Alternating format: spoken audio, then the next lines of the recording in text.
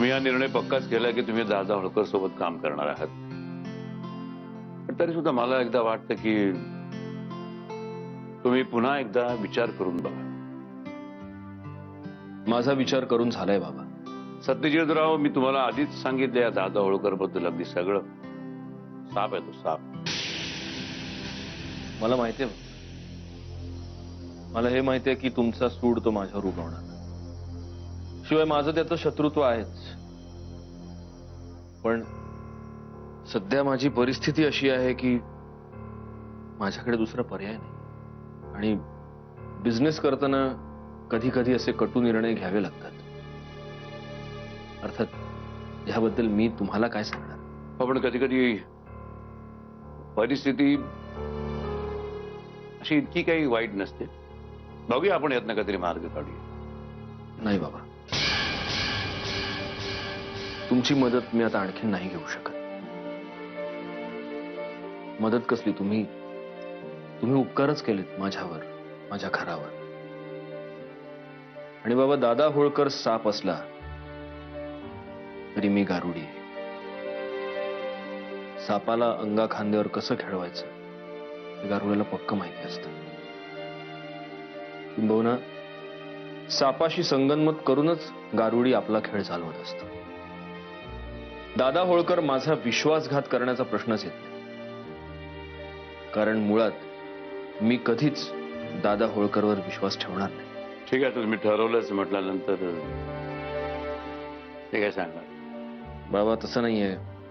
आता इथून पुढे मी जे काही करणार आहे, माझ्या बिझनेस संदर्भात जे काही निर्णय घेणार आहे, त्याआधी तुम्हाला कळवणं, तुम्हाला सांगणं मी माझं कर्तव्य समजतो. कारण शेवटी आज तुमच्या कृपेनं आमचं घर शाबूत आहे. सत्यजितराव, मी तुम्हाला मागे एकदा सांगितलेलं आहे की तुमच्यावर कसलेही उपकार केलेले नाहीयेत. हे घर तुमचंच आहे. तुम्ही आता मला सगळं सांगताय, तुमच्या सगळ्या गोष्टींची कल्पना देत आहात. तुमच्या मनाचं मोठेपण आहे. एक्सक्यूज या, या, या.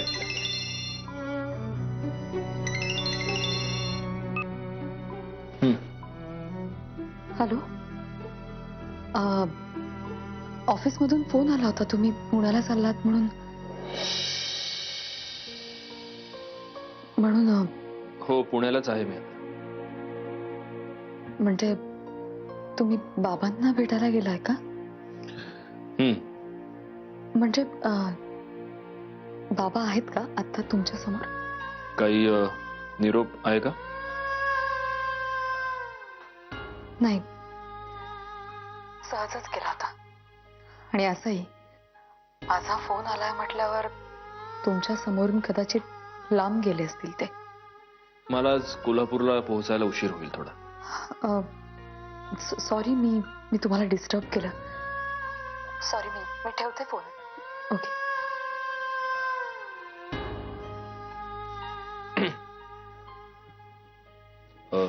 बाबा, येतो आता. हे का, जे काही कराल, जो काही निर्णय घ्याल, तो जरा जपून. बाकी आमचे आशीर्वाद तुमच्या पाठीशी आहेत. काय सुधीरा,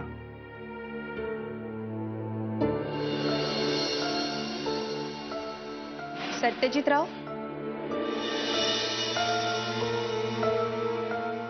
एवढ्यातच निघाला? मला वाटलं होतं थांबाल म्हणून. नाही, ऍक्च्युली बाबांशी बोलायचं होतं. बोलून झालं. काकांना भेटायलाही खूप आवडलं असतं, पण मग पोहोचायला उशीर होईल. तुम्हीच त्यांना माझा नमस्कार सांगा. मंजिरी कशी आहे? ठीक आहे. मला थोडं बोलायचं होतं तुमच्याशी. म्हणजे ह्या आधी कधी या विषयावर आपलं बोलणं नाही झालं, पण आज भेटलाच आहात तर. काकू, मंजिरीबद्दल तुम्हाला माझ्याशी नेमकं काय बोलायचंय हे माहिती आहे मला, पण आपण त्या विषयावर न बोललेलंच जास्त बरं. असं करून कसं चालेल? तुम्ही एकदा जरा. काकू, तो विषय निघाला की जखमांवरच्या खपल्या पुन्हा उघडल्या जातात, पुन्हा दुखतं. नको. आपण हवं तर दुसऱ्या कुठल्याही विषयावर बोलूया, पण त्या विषयावर नको.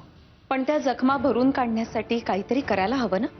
ज्या जखमा कधीच बऱ्या होण्यासारख्या नसतात त्या जखमांना आपण विसरून गेलेलं बरं असतं. त्रास कमी होतो. येतो.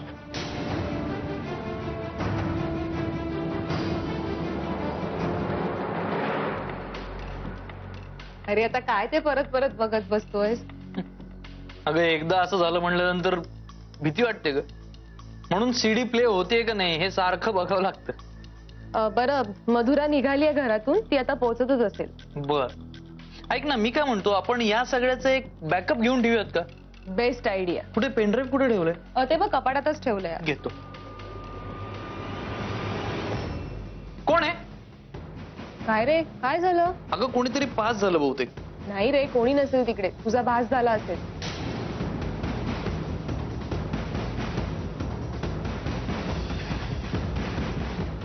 कुठे ठेवलाय श्वेता? अरे मी तिथेच पाहिलं होतं बघ, ड्रॉवर मध्ये ठेवलंय. अजय, श्वेता! श्वेता!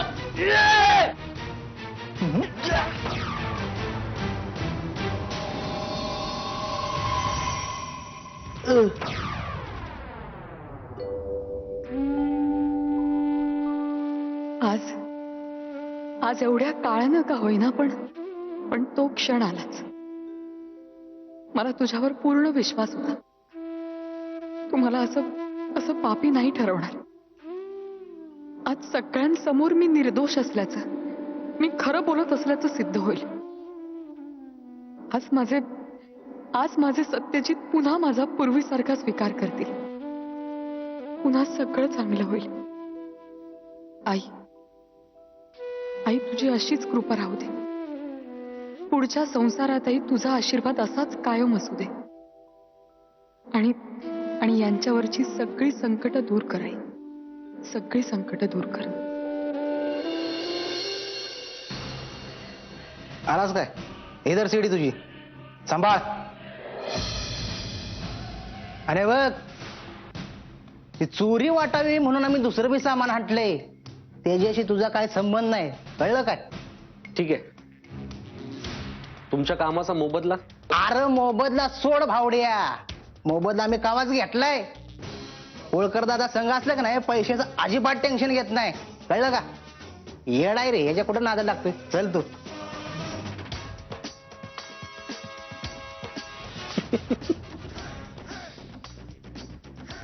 मनू, काय स्वीट हार्ट.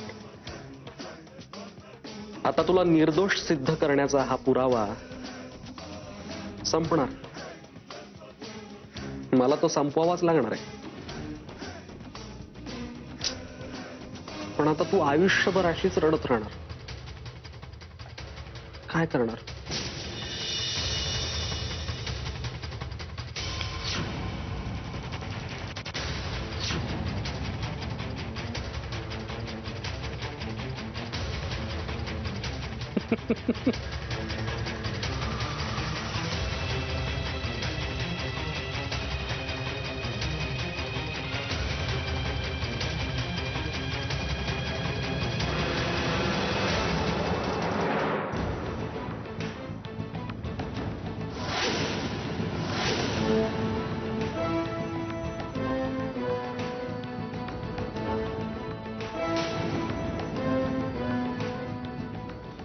श्वेता, श्वेता, अगं ए श्वेता, उठ.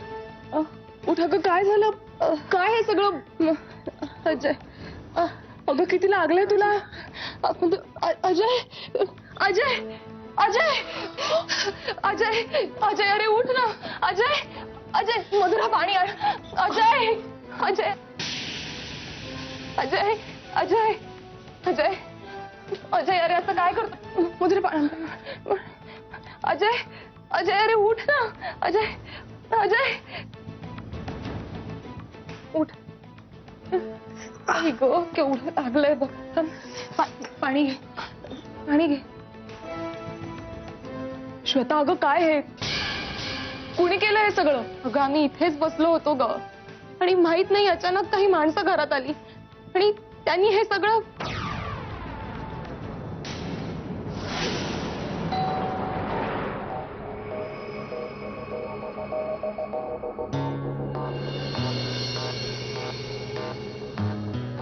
नमस्कार. दादा आहेत का? आहेत. जय तांबडे बाबा. या सत्यजित मुधोळकर या.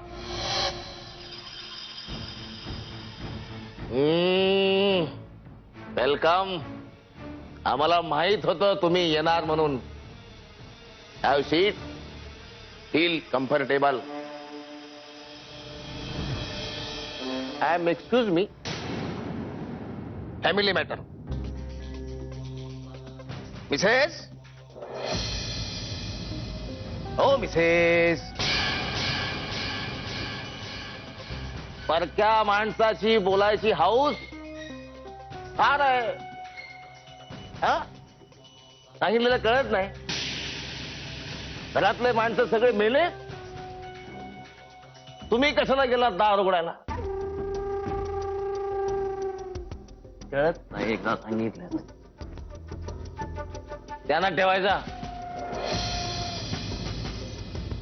एक्झिट. दादा, वहिनी माझ्याशी काही बोलत नव्हत्या. मीच त्यांना विचारलं फक्त तुम्ही घरात आहात का? एक्झिट. का हो सत्यजित मुधोळकर, तुम्ही आमच्या बायकोचे नातेवाईक, भाऊ, वकील की लवर? तिची एवढी बाजू घेताय म्हणून म्हणलं. आज आमच्या घरात आमच्या बायकोला बडवायचा जंक्शन कार्यक्रम आहे. तुम्हाला काय प्रॉब्लेम, काय ऑब्जेक्शन? मी तुम्हाला एवढंच सांगायला आलो होतो की तुमची ऑफर मला मान्य आहे.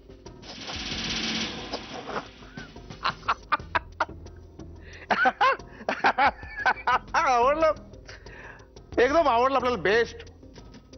उद्या तांबडे बाबाच्या आरतीला 150 लिटर दूध वाटणार आपण. बेस्ट. मला माहित होतं तुम्ही असा डिसिजन घेणार म्हणून. म्हणा तांबडे बाबा. म्हणा म्हणा एकदा म्हणा. जय तांबडे बाबा म्हणा. म्हणा म्हणा म्हणा. मी असं काहीही म्हणणार नाही. एकदा म्हणा. जय तांबडे बाबा म्हणा.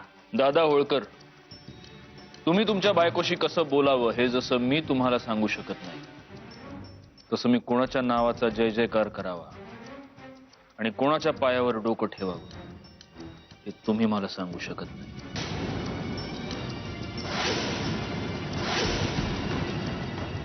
या जगात मी फक्त माझ्या आईच्या पायावर डोकं ठेवतो.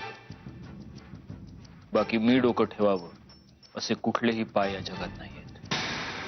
तुम्हाला काही प्रॉब्लेम, काही ऑब्जेक्शन? आणि जर तुमचं ऑब्जेक्शन असेल तर आपली ही पार्टनरशिप इथेच संपली असं मी समजतो.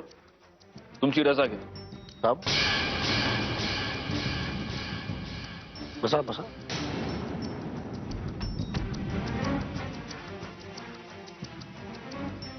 हा स्वभाव आपल्याला फार आवडतो. डायरेक्ट थेट. मनात काय ठेवायचं नाही. लेट आहे पण थेट आहे. तुम्ही देव मानत नाहीये ना? तुम्ही नास्तिक आहे ना? अहो, कुणीतरी नास्तिक असतं म्हणून देवाचं अस्तित्व असतं असं मी नाही. तांबडे बाबा म्हणतात. एकदा प्रवचनामध्ये तांबडे बाबा म्हणाले,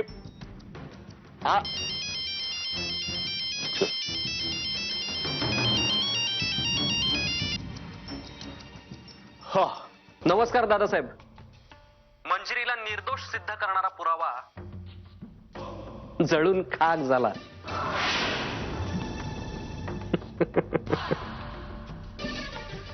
आपलं काम झालं दादासाहेब. तांबडे बाबाची कृपा. तांबडे बाबाची कृपा. जय तांबडे बाबा.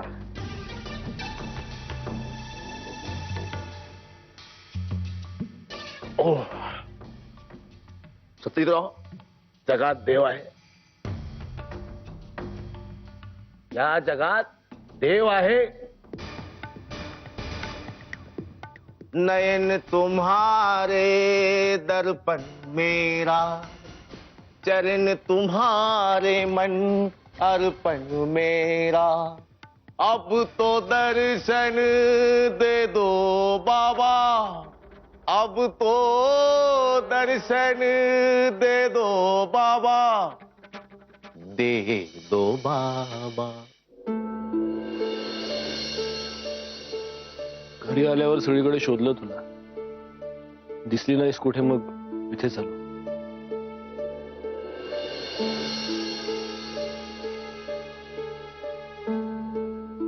काय झालं?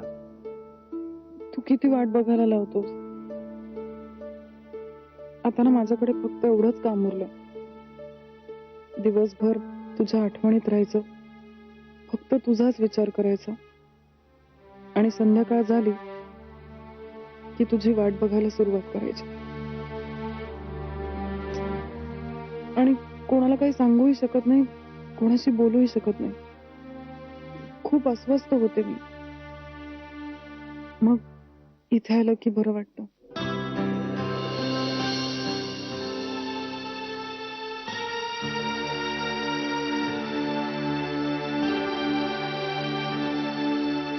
हे काय, कुंकू लावायचं विसरलीस की सोडूनच दिलंस? विसरू मी नाही शकत, आणि सोडायची माझी इच्छा नाही. काय झालं? पण माझी कितीही इच्छा असली तरी मला माझ्या इच्छेप्रमाणे या घरात राहता आलं असतं तर किती बरं झालं असतं. काय झालंय प्रिया?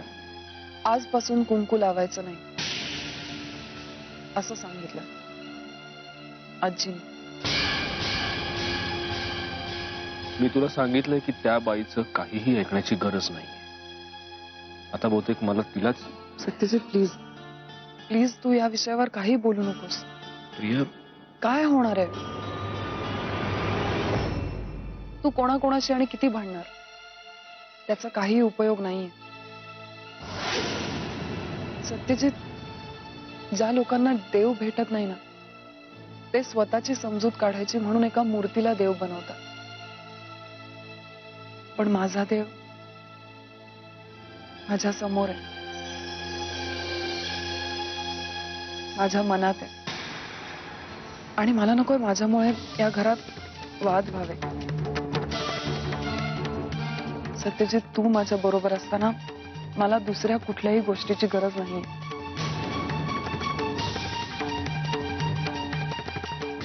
तुझ्या नावाच्या कुंकवाचीही नाही.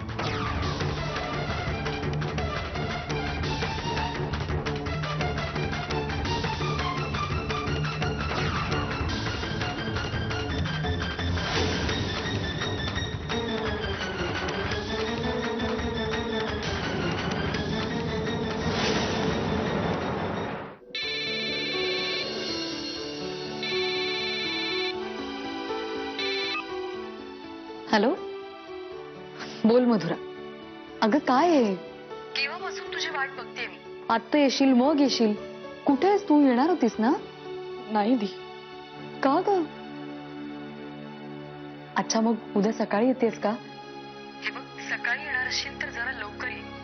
उशीर करशील आणि यांच्या ऑफिसची वेळ व्हायची नाही तर. दी, मधुरा, काय झालंय?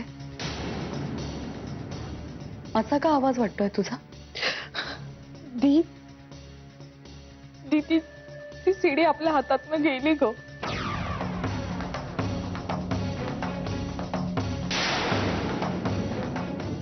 काय?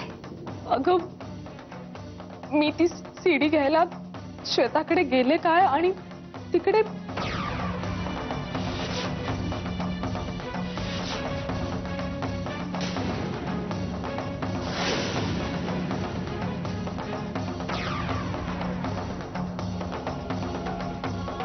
ती, माझा तर विश्वासच बसत नव्हता. अगं, ती सीडी अगदी आपल्या हातात आली होती. मी ती सीडी घ्यायला जाते काय, आणि तिकडे हे असं सगळं घडतं काय? दी, का ग, का असं? जाऊ दे. माझ्या माथी लागलेला कलंक असाच आयुष्यभर घेऊन जगत राहावं लागणार कदाचित मला. नाही नाही दी, आणखीन एक मार्ग आहे. जर श्वेता आणि अजयने जीजूंना सांगितलं की त्यांनी ती सीडी बघितलीये आणि त्यात नक्की काय काय आहे हे त्यांना माहितीये, तर जिजूंचा नक्की विश्वास बसेल. जाऊ दे ना, कोणी काही सांगितलं तरी त्याचा काही उपयोग होणार नाहीये. नाही दी, मी हे असं सहजासहजी सोडणार नाही. या प्रकरणाच्या तळाशी जाऊन याचा सोक्षमोक्ष लावल्याशिवाय मी शांत बसणार नाही. काय करणार आहेस तू मधुरा? आता सगळं संपलंय. उगाच माझ्यामुळे स्वतःची फरफट करून नको घेऊस तू बाळा. दी, अगं हे सगळं मी फक्त तुझ्यासाठी करते, आणि खरं तर त्याही पेक्षा जास्त स्वतःसाठी. आता या प्रकरणाच्या तळाशी गेल्याशिवाय मी शांत बसू शकतच नाही. काळजी घे स्वतःची. तूही